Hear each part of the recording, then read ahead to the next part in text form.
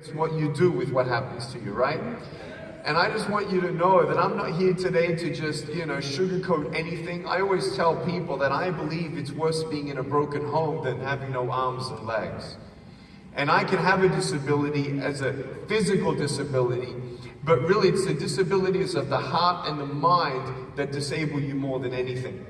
And when you look at the acronym for FEAR, F-E-A-R, false evidence appearing real, you can actually fly above any storm if you know the acronym of faith, full assurance in the heart. There are going to be times where storms come and they will not pass. Obviously, I still have no arms and legs. And there's no medical reason why this has happened. My parents don't know why I was born this way. My doctors don't know why I was born this way. Lady Gaga don't know why I was born this way.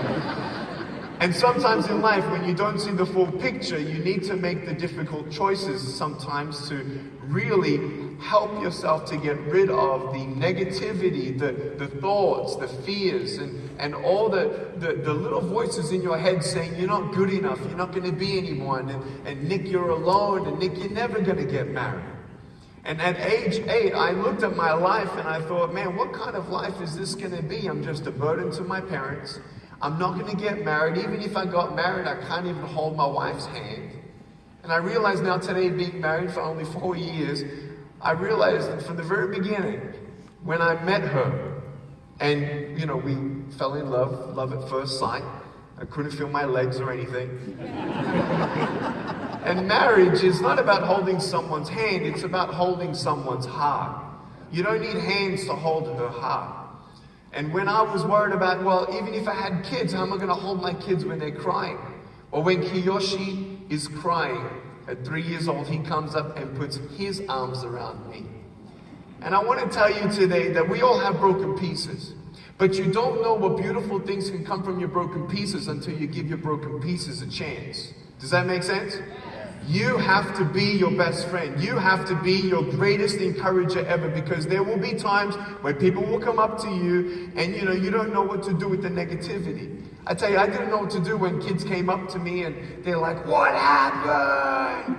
And I went up to them and I say, cigarettes. Right? I want you to know that there's always a choice, and what happens to you can either see the positive side or the negative side, right? There's nothing good about pain. There is nothing good about brokenness. But I've seen miracles. I've seen hope break through the clouds. First of all, let me tell you a funny story about not seeing the full picture. One day I was in the car. I'm in the front seat. I'm not driving, of course. But I'm in the front seat and we're at the traffic lights and there's this car that comes up next to us. And this girl's looking at me. So I'm looking at her. She's looking at me. I'm looking at her. She's looking at me. I'm looking at her. And all she sees is my head from the side. Now imagine all you see is my head from the side.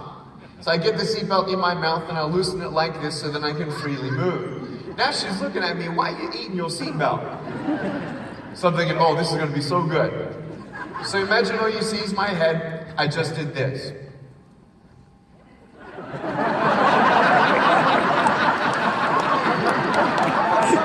And she thought my head did a 360-degree spin. And she's like, so good. I take my humor a little bit too far sometimes.